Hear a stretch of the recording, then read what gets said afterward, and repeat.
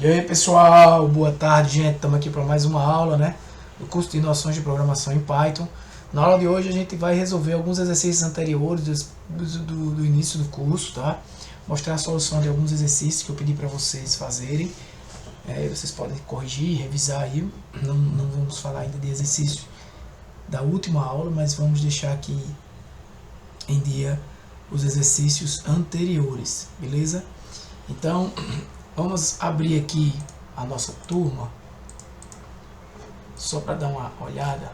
A gente está entrando na semana 11, né? Então, na semana 11 vai ter essa aula de hoje, mais uma atividade. Veja que na semana, a partir da semana 6, a gente foi trazendo já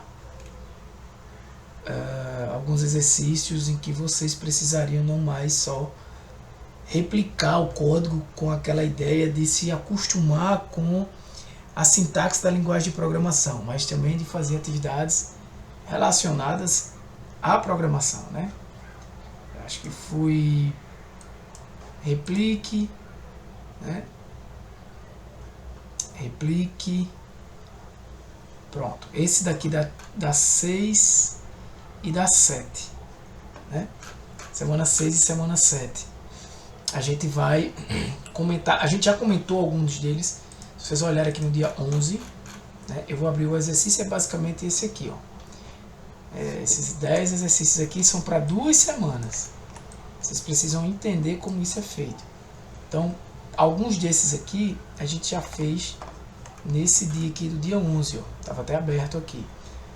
Esse aqui vai verificar qual é o número maior, né? Ele vai solicitar um número para o usuário usando a função input, assunto antigo, estou só revisando, vai converter para uma variável de ponto flutuante, né? Por quê? Porque os dados são enviados na caixinha de texto lá como um string, certo?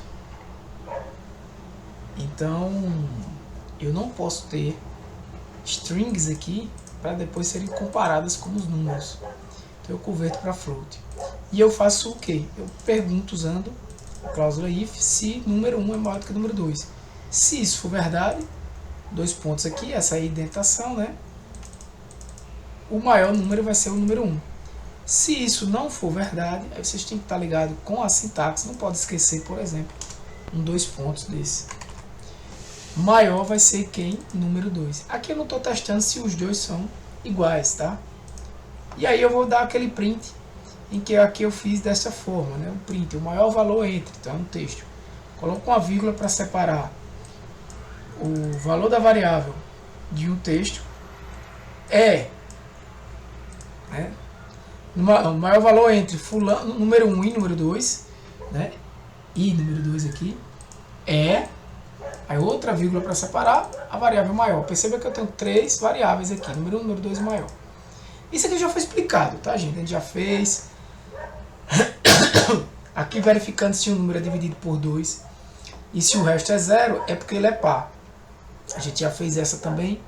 Eu peço um número, transformo ele para inteiro e só pergunto, esse número dividido por 2 tem resto igual a 0? Esse operador aqui é o operador de módulo, que a gente chama, né? Que é um operador para verificar o valor do resto da divisão. E aqui uma forma diferente que a gente aprendeu de imprimir, né? Que seria o texto, o número, e aí eu coloco o valor da variável, que no caso o número, né? Que é o valor que foi digitado pelo usuário, é par. Ou o número, que no caso o número aqui é a variável que foi digitada pelo usuário, é par. Esse valor que vai se variar. Para eu poder utilizar essa sintaxe de colocar entre chaves, eu coloco esse valor de f aí antes para informar esse tipo de formatação no print. Beleza? A gente viu também se o camarada é maior de idade, sempre com a mesma lógica. A gente utilizou e discutiu bastante esse do bissexto, se um ano é bissexto, né? Se ele for dividido por 4. A gente deu até uma pesquisada na internet para ver isso aqui e viu que tinha algumas restrições, mas que a gente não se preocupou, usou só a regra geral para entender o conceito de if e de else, né? E depois a gente explicou esse aqui, que eu não vou explicar novamente, é um pouco mais longo, né? Para verificar basicamente quantos dias você tem desde o seu nascimento. Tranquilo? Indo para a aula de hoje, já para adiantar, eu já trago aqui os códigos funcionando, que são relacionados a este exercício aqui, que nada mais é da semana 5 e da semana 6. Beleza? Então vamos lá. Vocês podem assistir, fazer aí agora, entendendo esses exercícios e enviando para mim. Então, o primeiro, o que ele está dizendo aqui é: escreva um programa que recebe 2 números de usuário e exibe o maior deles. Né? Na verdade, a gente já fez esse, não foi? Foi aqui, ó.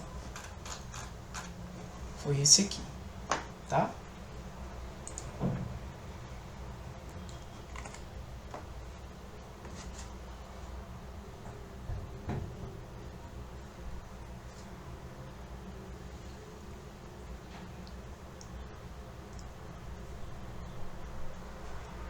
Escreva um programa que solicita o nome do usuário e, em seguida, o cumprimente com uma mensagem personalizada.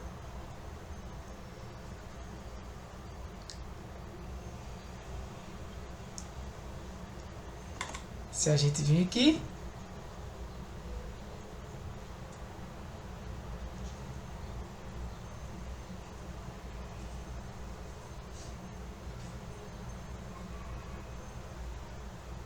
solicita ao usuário que insere um número. Aqui é essa daqui. Solicita o seu nome, né? Nome do usuário. Desculpa, pessoal. Aqui eu precisei parar. Mas voltando. Então solicita ao usuário, né, o nome. É simplesmente para imprimir, né, o nome do usuário. É só para você aprender a utilizar essa função print com essa formatação F aqui, né? E que eu vou ter tudo você bota tudo dentro de um string só, tá? Mas quando você quer usar o valor de uma variável dentro, você coloca o valor dessa variável entre chaves. Por exemplo, você não pode fazer isso. O olá fulano, ele vai entender que isso aqui é olá, nome, usuário, exclamação. Então por isso que o nome usuário é uma variável que vai estar aqui dentro. Então, se eu rodar esse código, tira seu nome, você bota aqui, Tiago. Então, ele vai dizer: olá, Tiago, seja bem-vindo. Se eu mudar o nome, se eu botar Holanda, olá, Holanda, e assim por diante, tá? Isso é básico, primeiras aulas, mas como eu falei, essa é uma aula mais de revisão.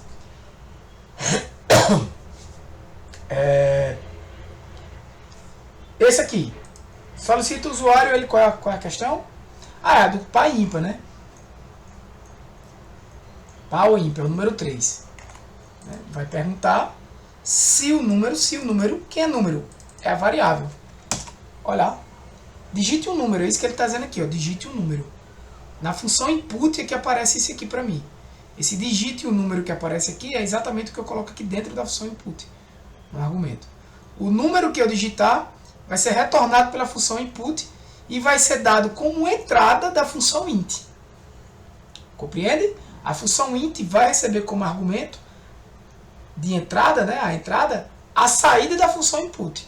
E a saída da função input é o que eu digito aqui. Se eu digitar, por exemplo, o número 20 e der OK, a variável número, der um enter, né, vai receber esse número 20 como um inteiro.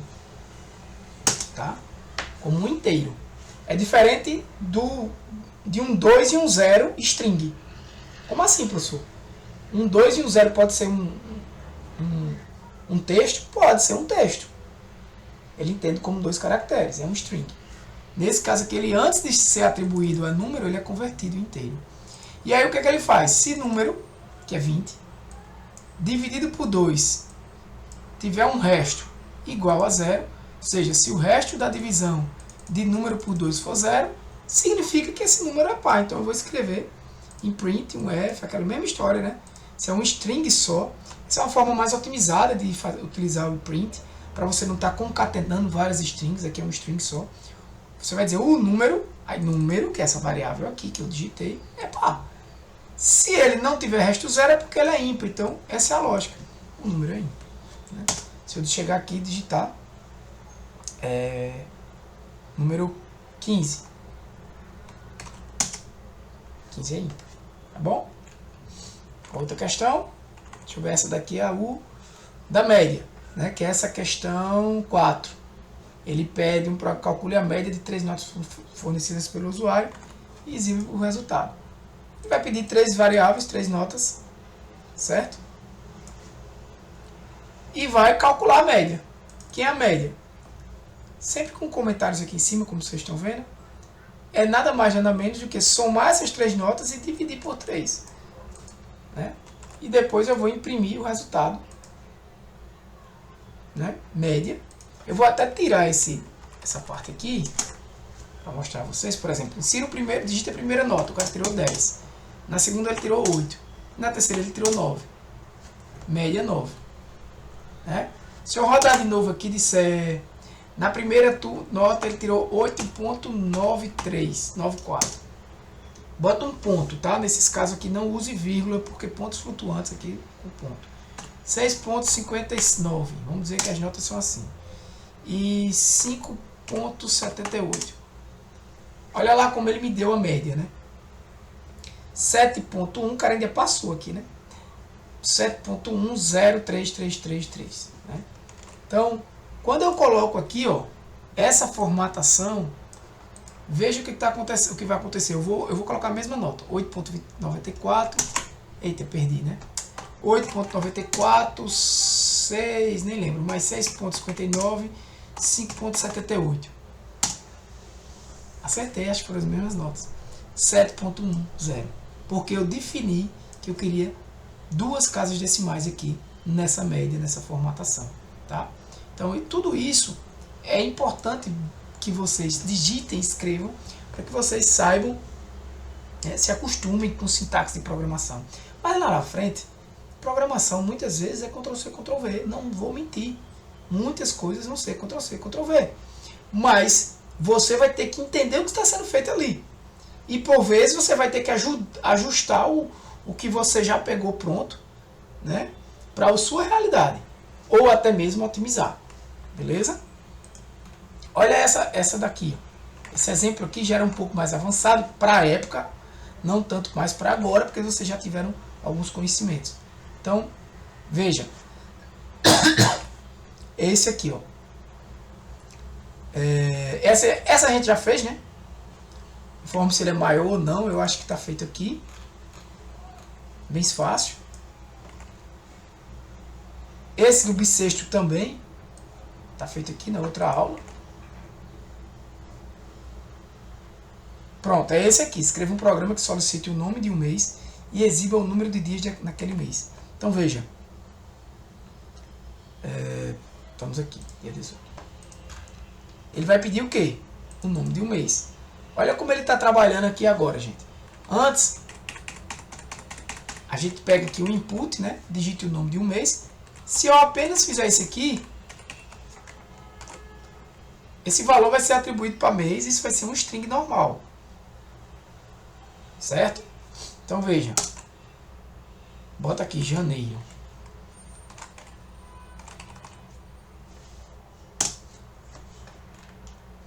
Janeiro tem 31 dias, funcionou. Mas se tu botar aqui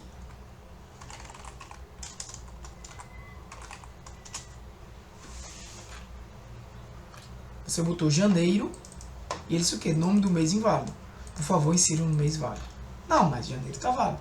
Como é que o usuário vai saber isso? Né? Se você olhar o código, você está vendo que provavelmente está dando inválido, porque eu criei uma estrutura aqui, né, que a gente já conhece, que é um dicionário, que os meses estão com a primeira maiúscula. Como é que o usuário vai saber disso? Então eu teria que fazer isso aqui, ó, para resolver esse problema. Eu teria que fazer isso, ó. Janeiro,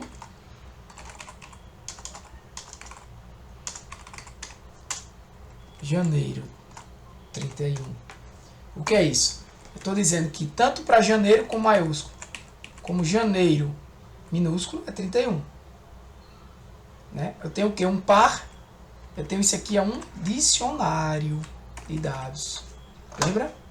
Que eu uso uma variável que está entre chaves. A gente já estudou listas, conjuntos. Lembra? Tuplas, dicionários. Então, o dicionário ele tem um par-chave, que é janeiro, valor, que é 31. Então, se eu fizer novamente, escrever janeiro assim, ele vai funcionar. Mas imagina que eu vou ter que fazer isso para todos. E aí imagina também que a pessoa pode botar esse A aqui errado, maiúsculo. Eu não vou colocar todas as combinações. Onde é que eu poderia resolver isso? O que é que eu tenho como resultado dessa função input? Sempre é um string. Esse é um string. E o que é que eu posso fazer com um string? Pesquisa as funções aqui, ó, que eu sempre falei para vocês estudarem.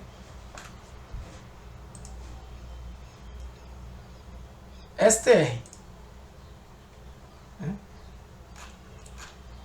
Tem aqui uma... Na realidade, as funções embutidas, né?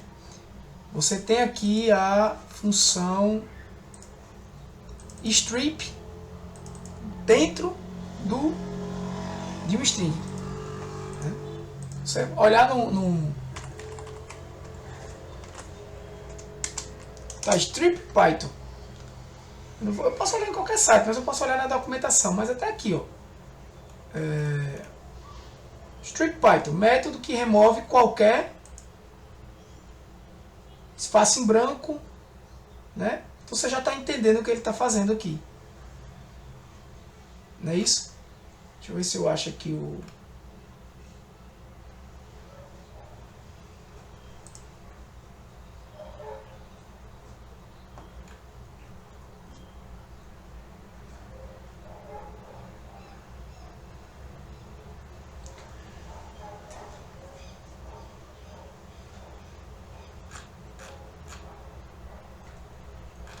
Usando aqui dicionários.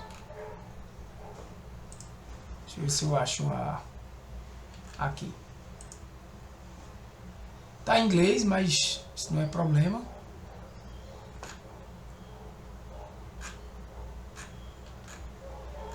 Não, não é essa que eu quero.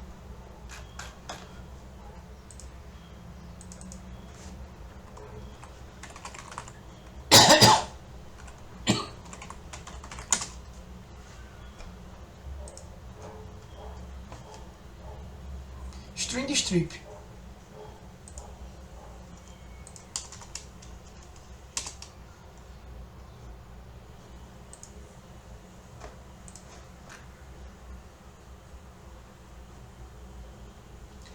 Ó, tipos embutidos, era onde a gente estava, né?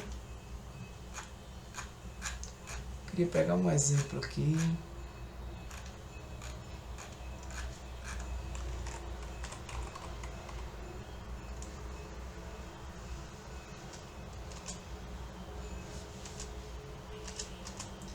Lstrip, rstrip, aqui.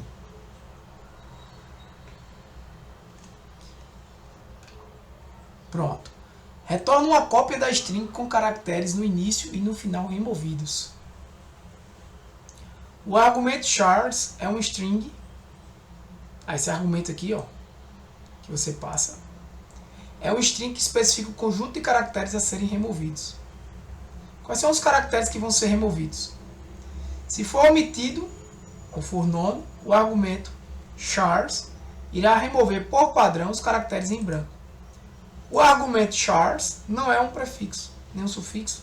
Aí aqui a gente não precisa entrar nesses detalhes no momento. Mas, traduzindo para vocês, o que é que ele vai fazer? Olha, eu estou usando a função strip. O argumento chars não está definido. Veja. Quando não está definido, ó, o argumento chars vai remover o quê? Espaços em brancos. Então, se você tiver algum espaço em branco no nome que o usuário digitou aqui, ele vai tirar esse espaço em branco. Certo? Então, por exemplo, olha o exemplo aqui. Os valores do argumento do argumento chars. Quem é o argumento chars? O que eu passar aqui na strip são removidos dos extremos inicial e final da string. Então, se tiver algum espaço aqui, ó, antes ou depois da string, eles são removidos. Caracteres são removidos do extremo inicial até atingir um caractere da string. Então, todos os caracteres em branco são removidos até atingir um da string, que não estão contidos no conjunto de caracteres em chars. Né? E depois uma ação similar acontece no extremo final da string. Então, para que serve isso? Se eu chego aqui e coloco janeiro dando um espaço, espaço janeiro, não vai ter problema. Olha, ele achou. Por mais que não tivesse um espaço aqui, não tivesse assim. Porque a função aqui strip, né, remove isso aí. Olha o exemplo. O que é que ele vai retornar disso aqui? Esse espaço aqui, essa string todinha, ponto strip. Vai retornar spaces. Agora olha esse. Ele disse assim, ó, dado essa string, www.example.com strip, aí passou isso aqui, ó, CMOWZ. O que é CMOWZ? Os caracteres que ele vai retirar. Então ele vai tirar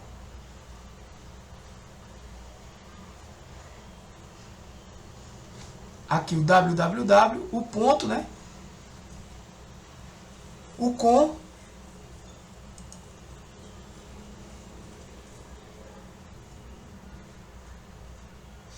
certo? E aí, se vai sobrar o exemplo.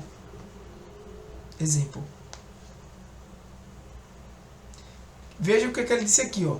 O argumento char não é um prefixo nem um sufixo. Ao contrário disso, todas as combinações de seus valores são removidas. Então, o retorno aqui, o argumento char é um string que especifica o conjunto de caracteres a ser removidos. Beleza? Nesse caso, a gente não está usando esses caracteres.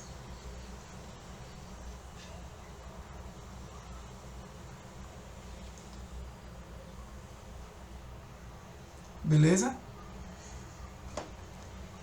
Vamos ver outro exemplo aqui. Esse, ó. Ele tem esse comment string, que é isso tudo. Ele manda tirar o ponto.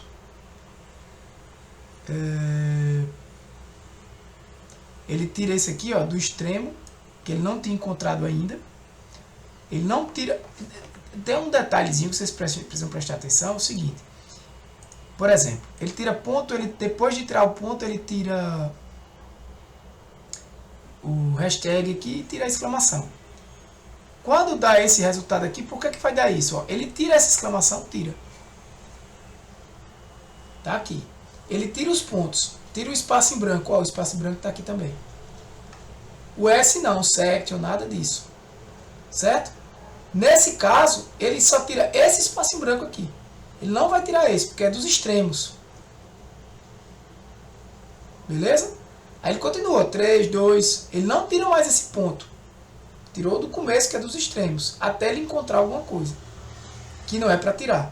No momento que ele encontrou alguma coisa aqui, que é o S, ele começa a escrever. E vai até o 32. Depois,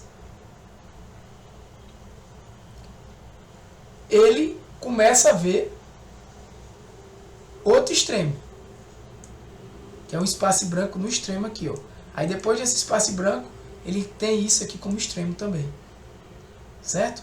Então lembra que ele não vai retirar do meio. Por exemplo, esse M aqui, ele não vai tirar esse exemplo daqui. Ele vai tirar www, vai, porque W tá aqui, ó. Então ele vai tirando, vai tirando, vai tirando, vai tirando. Tira o ponto, tira, porque o ponto tá lá. Tira o E, tira não, porque o E não tá lá. Aí ele começa. Aí aqui ele detecta o outro extremo, porque o M tá O O tá, o C tá e o ponto tá. Ele detecta aqui outro extremo já. Aí ele retira, por isso que eu só o exemplo.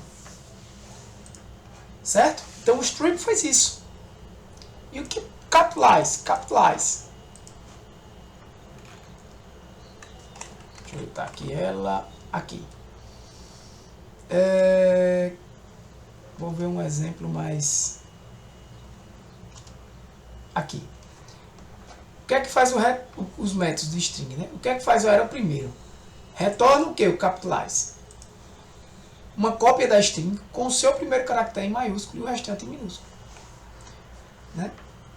Houve uma alteração aqui no Python 3.8. O primeiro caractere agora é colocado em title case, ao invés de letras maiúsculas. Isso significa que caracteres com dígrafos apenas terão sua primeira letra alterada para maiúsculo, ao invés de todos os caracteres. Certo? No caso de caracteres como dígrafos. Então veja. Uma vez que eu fiz isso, eu tiro os espaços brancos dos extremos e bota a primeira palavra, primeira letra em maiúsculo, né? Que ele agora alterou. Que antes title case, né?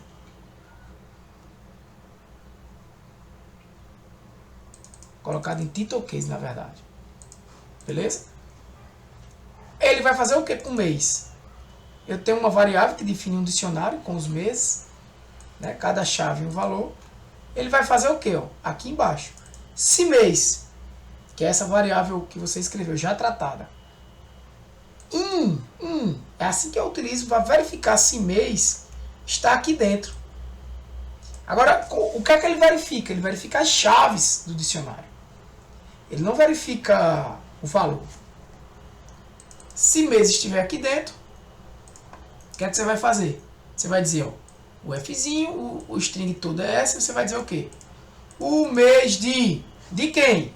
Sempre o nome da variável entre chaves, aqui na função print. Nesse caso de formatação F. Se mês, o mês de, tá lá, mês, que é o que eu escrevi, tratado já, vai ser janeiro, fevereiro, tem lá, dias. E o que é esse blá blá blá dias aqui? Esse blá blá aqui, o que é que pode ser isso? Bem, quem é dias mês? Dias mês é o dicionário. Tá aqui ele. Dado dias mês, a gente já estudou isso. Quando eu jogo um colchetes aqui no dicionário, eu estou procurando dentro desse dicionário esse valor nas chaves que ele possui. Então o valor é o quê? É o mês que eu escrevi, janeiro, fevereiro, já tratado com a primeira maiúscula e sem espaço nos extremos. Então se naquele formato mês estiver dentro de dicionário, o que é que ele vai dizer? Tem que estar aqui nesse padrão. O mês, né? Tem aí dicionário e o colchete. Aqui dentro eu vou botar a chave. É o próprio nome mês, é a própria variável. Entre colchetes aqui, que não tem nada a ver com lista, tá? Que eu estou procurando dentro desse dicionário dia mês uma chave que tem exatamente a descrição do mês que eu escrevi, que foi tratado aqui. Uma vez eu achando, janeiro, fevereiro, o que é que vai ser retornado nesse espaço aqui? O valor dessa chave. Caso ele não ache, isso aqui seja falso, aí ele vai dizer o nome do mês inválido, por favor, ensina o mês válido. Então veja, se eu escrever assim, 31 dias. Por quê? Ele pegou janeiro, tirou os espaços, que não tinha espaço nos extremos, mas capitalizou ele. Ele transformou esse cara aqui só na primeira maiúscula. Aí achou. Beleza? Agora, se eu coloco um janeiro assim, não existe. Ele botou um A a mais. Beleza?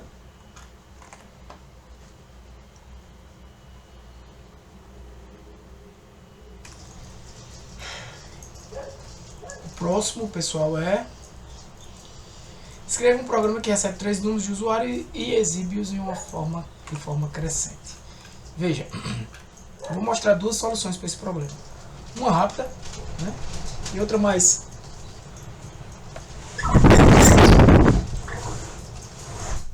demorada, beleza? Então você vai aqui solicitar os 3 números de usuário, né? Algo bem tranquilo. Colocar cada valor dentro de uma variável. E aí, criar uma lista. Mais um assunto aí que vocês já conhecem, né? Por isso que eu estou mostrando essa solução também. E dentro dessa lista eu coloco as 3 variáveis, os 3 valores que foram inseridos. Como é que eu uso lista?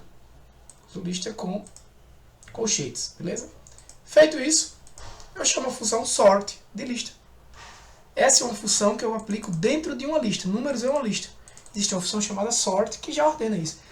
Lembre que essa Python, pessoal, assim como outras linguagens de programação, como Java, eles têm várias funções prontas, né? Então, por exemplo, se você colocar aqui em Python, ordenando listas aqui, a Lura mostrando. Aqui ele tem uma explicação. Ó. As listas em Python possuem um método embutido, sort, que modifica a lista em si. Há também uma função embutida, sorted, que constrói uma lista ordenada a partir de um interável. Nesse documento a gente vai lá. Então você tem, por exemplo, aqui uma lista que é passada como parâmetro para a função sorted e ele retorna ela ordenada. Né? Aqui você tem A, que é também uma lista, e você chama o método sort, né? E A é apresentado aqui e é mostrado de forma ordenada. Beleza? Você também tem, ó,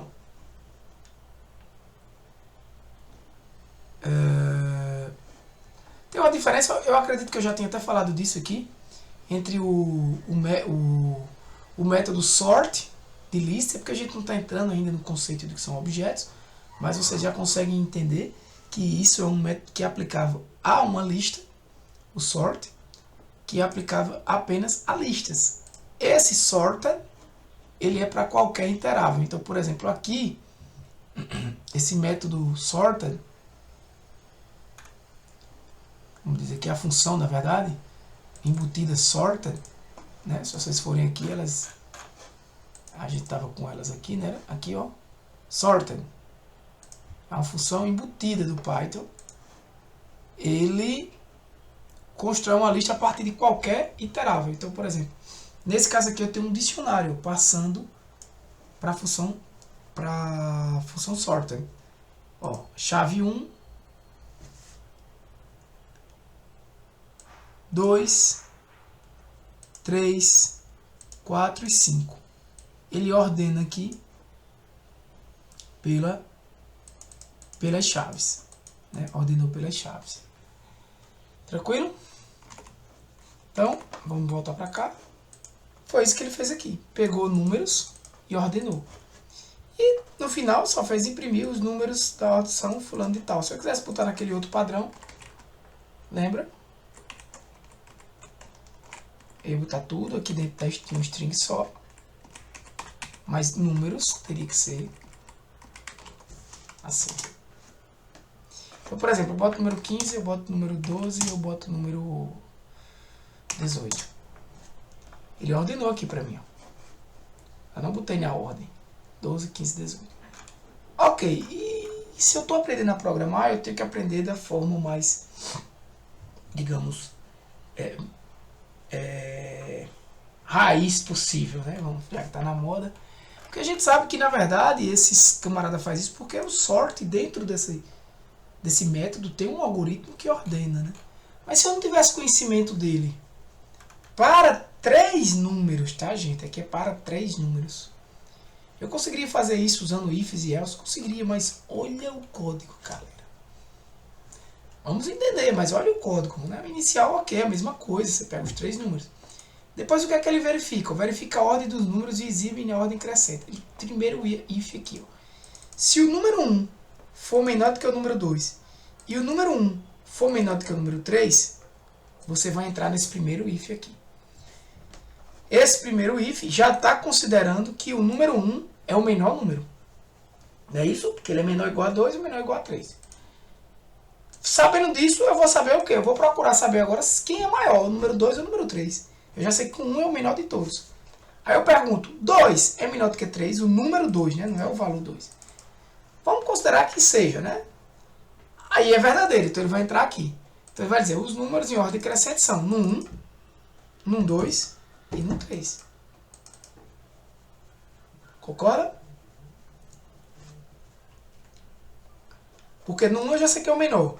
2 é menor do que 3, então vai ser o segundo. E 3 o maior. Caso isso aqui seja falso, eu já sei que no 1 é o menor. E se isso é falso, o segundo menor é no 3. Então na hora de imprimir, eu imprimo no 1, no 3 e depois no 2. Porque eu sei que no 3 vai ser maior.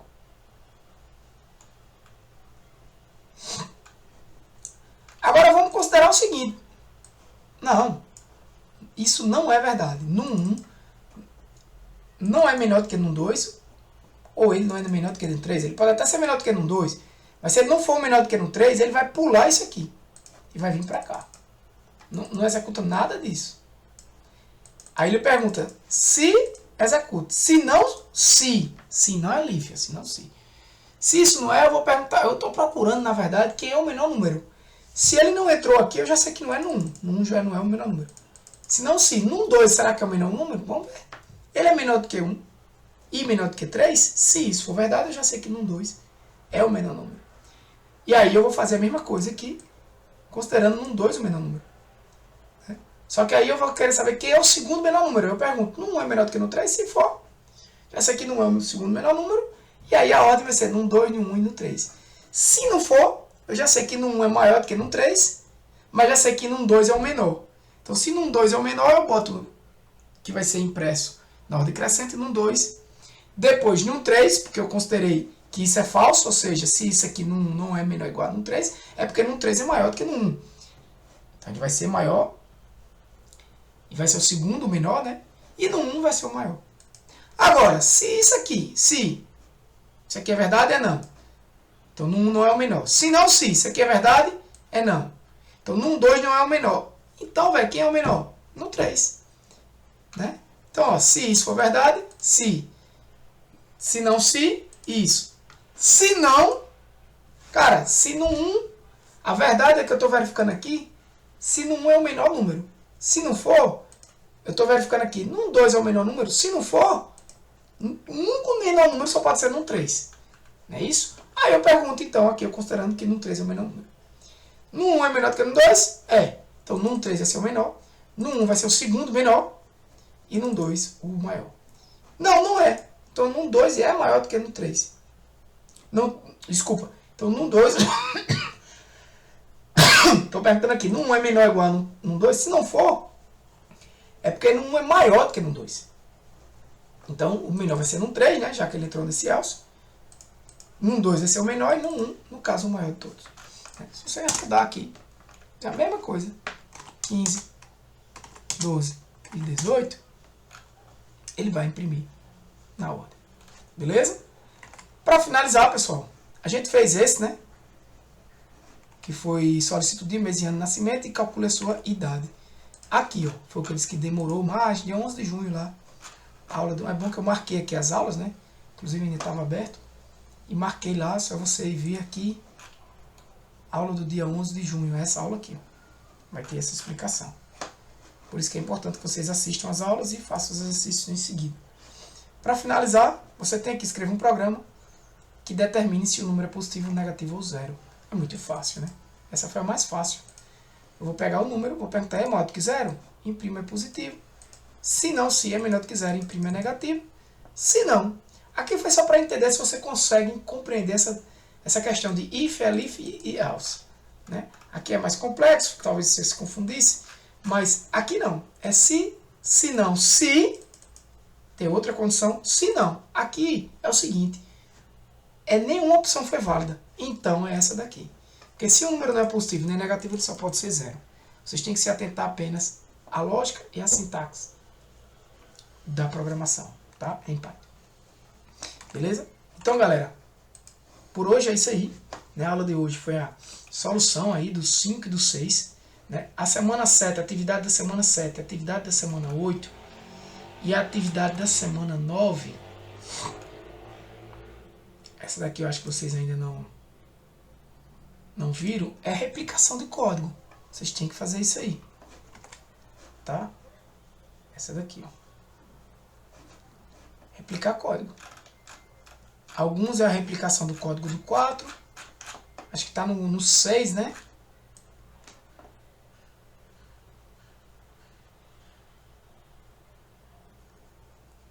Isso, foi replicar esses códigos aqui, a último de replicação.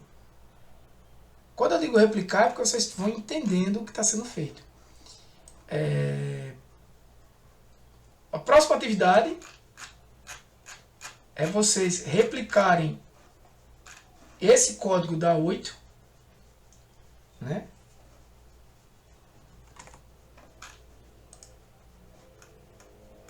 Esse aqui foi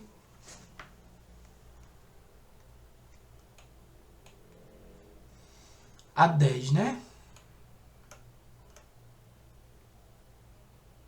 Ah, esse aqui foi a atividade, foi essa atividade aqui, ó. 6. A última atividade foi vocês fazerem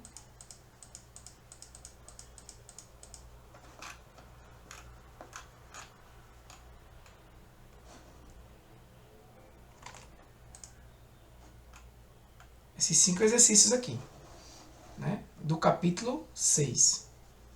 Não é para replicar, não. A última atividade foi fazer os exercícios do capítulo 6. A próxima atividade vai ser replicar